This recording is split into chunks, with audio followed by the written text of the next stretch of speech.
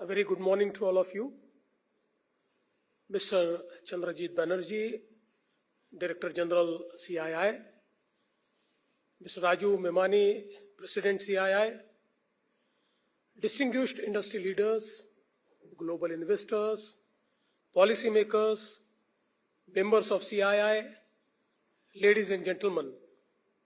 There are moments in the history when nations participate in change. And there are moments when nation defines it. I believe this is India's moment to define it. The world today is passing through simultaneous disruption, geopolitical fragmentation, technological upheaval, energy transition, supply chain realignment, and deep uncertainty about the future of growth itself. Yes, it is this uncertain world one country today inspires confidence at scale, and that is none other than our own India. India, not merely because it is a big market, not merely because of our demographics, but because the world increasingly sees India as a nation with stability, ambition, resilience, and the capacity to execute. Under the leadership of Honorable Prime Minister Shri Narendra Modi ji, India has fundamentally changed the global perception of itself over last decade.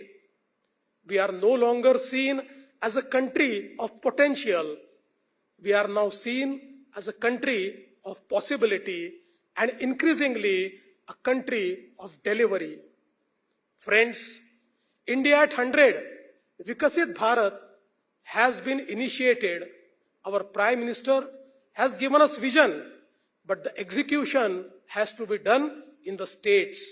States that can create growth, states that can build infrastructure, states that can attract global capital, states that can create jobs at scale, states that can compete globally.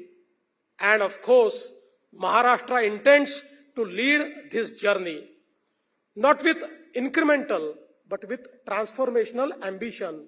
For decades, Maharashtra has been India's economic engine, but we are now preparing for something much bigger. We are preparing Maharashtra for the next era of global economy, an era where economic leadership will be decided by infrastructure, innovation, talent, energy, urbanization, technology, and institutional trust. The economies that combine all these strengths will lead the 21st century, and Maharashtra is constantly building this ecosystem.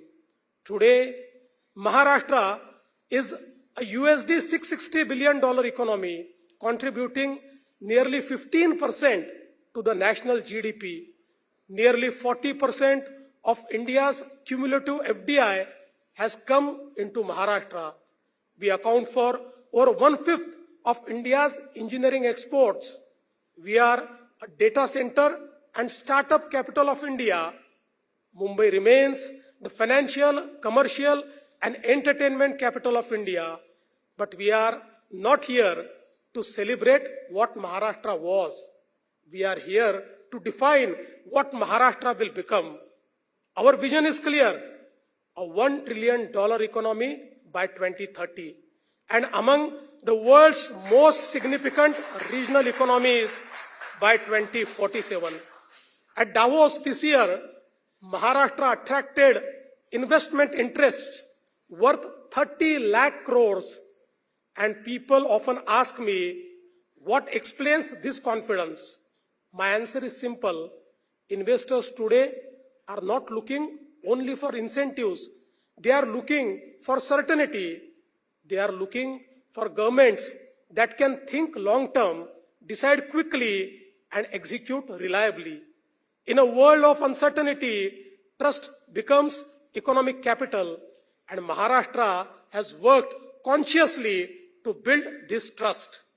But let me say this clearly, the future economy will be built on highways, ports, airports, digital networks, research labs, startup ecosystems, and universities.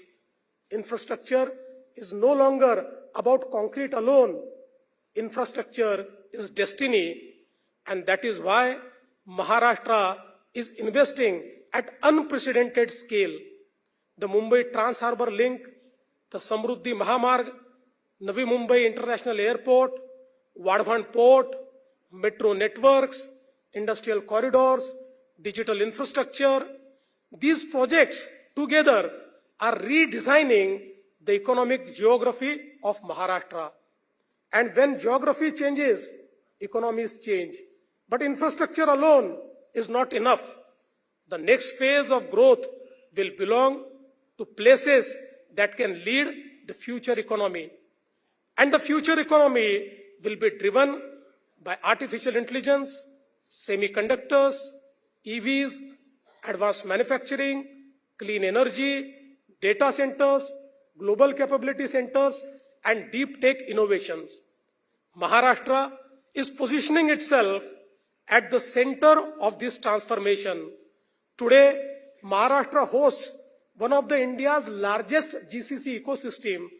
24% of GCCs within the country are in the state of Maharashtra. We are emerging as one of the Asia's most important data infrastructure corridors. 60% of India's data center capacity is in Maharashtra. Our automotive ecosystem is now evolving into next generation mobility ecosystem. 20% of automobile output and leading EV manufacturing and utilization ecosystem.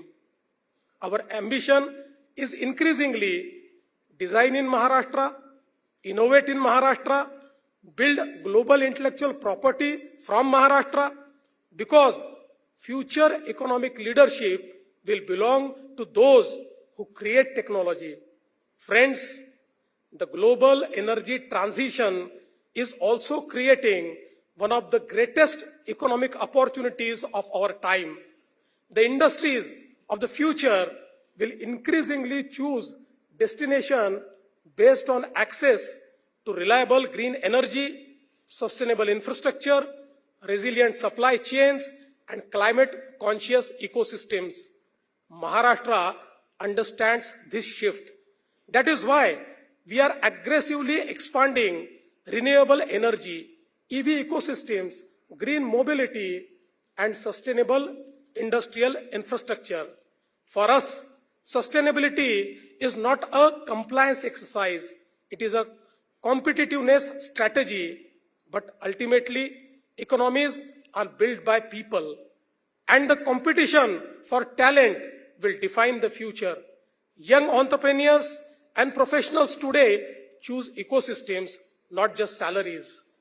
They choose cities where they can innovate, cities where they can move efficiently, cities where quality of life exists, cities where global ambition feels possible. That is why Maharashtra's urban transformation is central to our economic vision. Mumbai will continue to evolve as a global financial and innovation capital. Pune will strengthen its position as manufacturing, technology, and R&D powerhouse. Nagpur is emerging as India's logistics and geostrategic center. Chhatrapati Sambhaji Nagar and Nashik will be our new age manufacturing hubs. Gadchiroli will become India's largest green steel producer by 2032, and our tier 2 and tier 3 cities will become the next engines of industrial growth. Because concentrated growth is not sustainable. Balanced regional development not only is socially important, it is economically intelligent.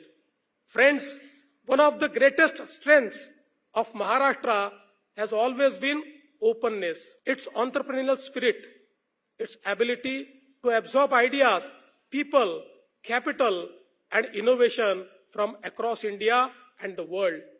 This openness remains our greatest strength even today. Maharashtra sees industry as a partner in nation building.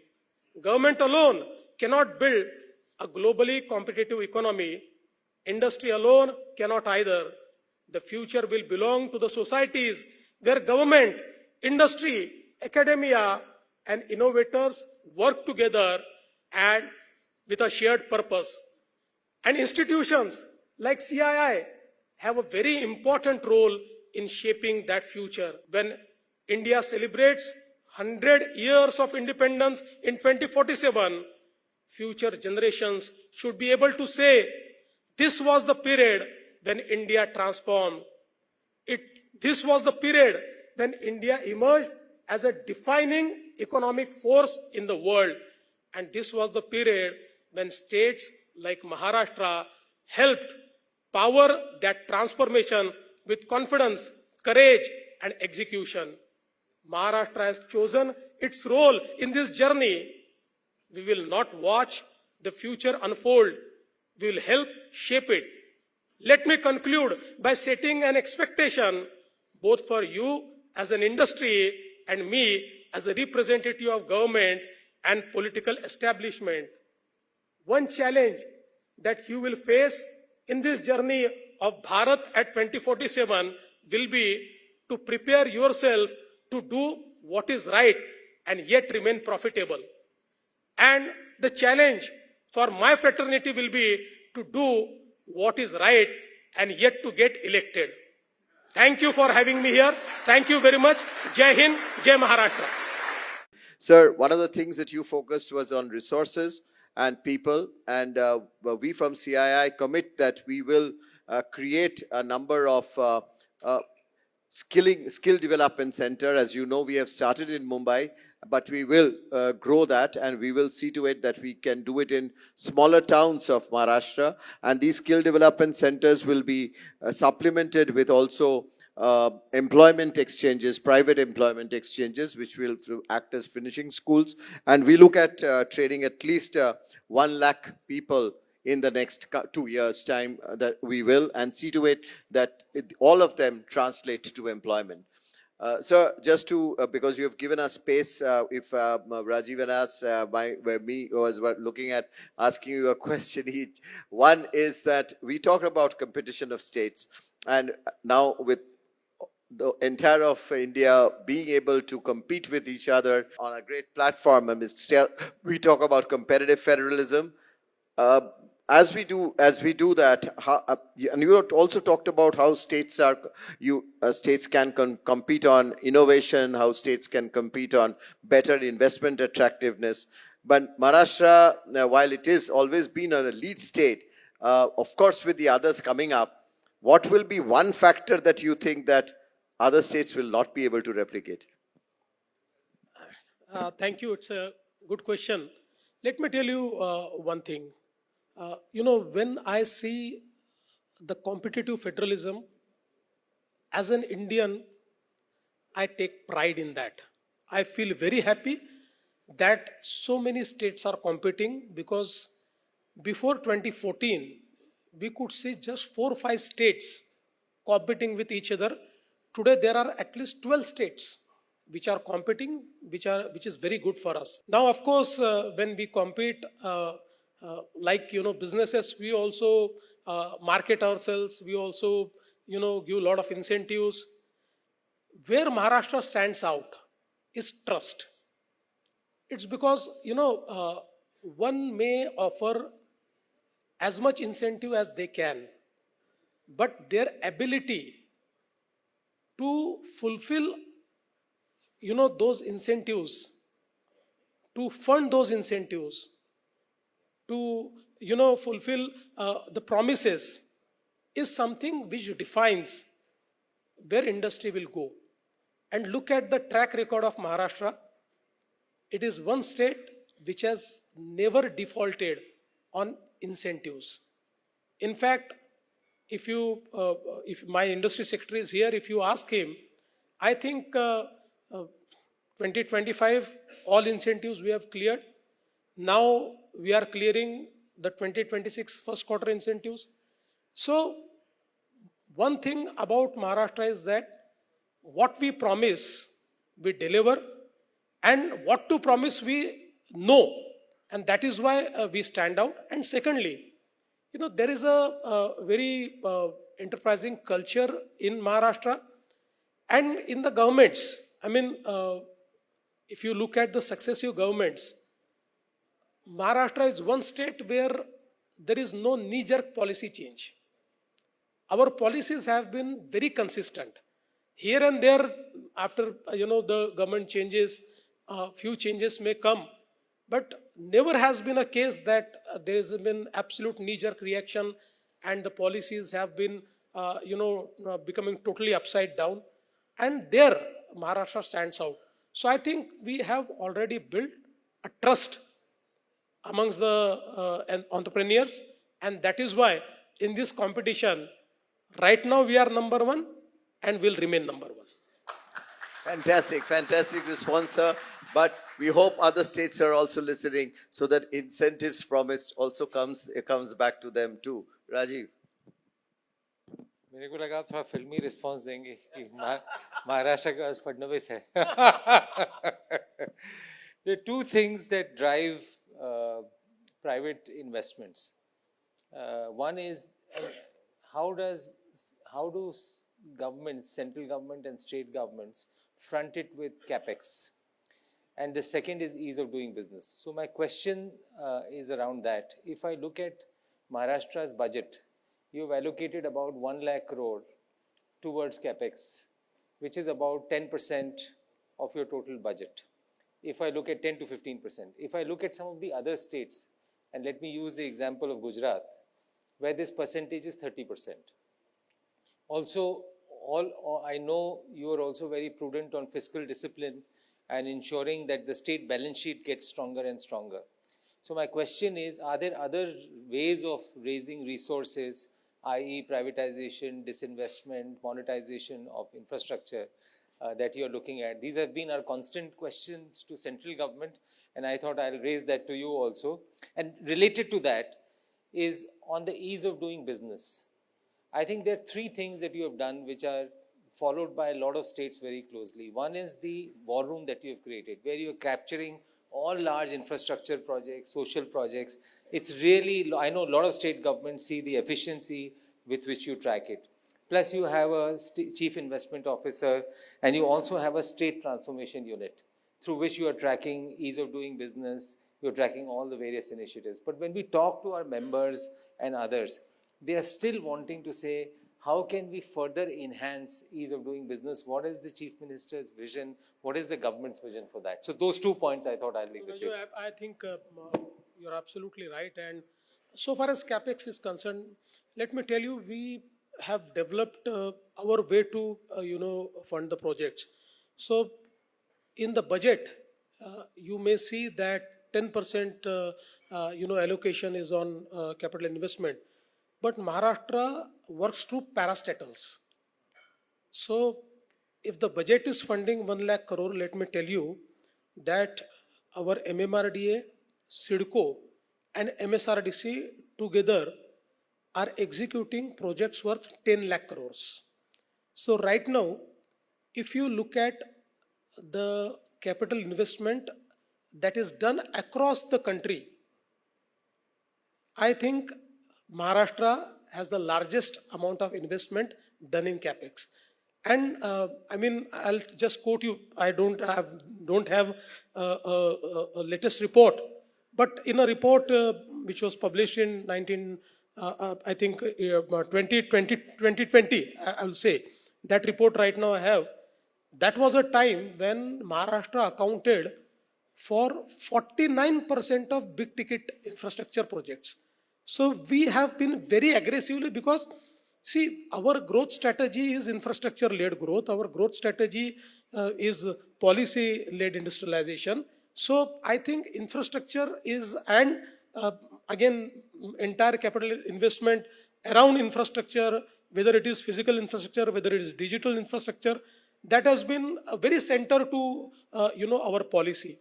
Your second question is, I think, very important, that uh, ease of doing business and cost of doing business. These are the two issues which will actually determine our global competitiveness.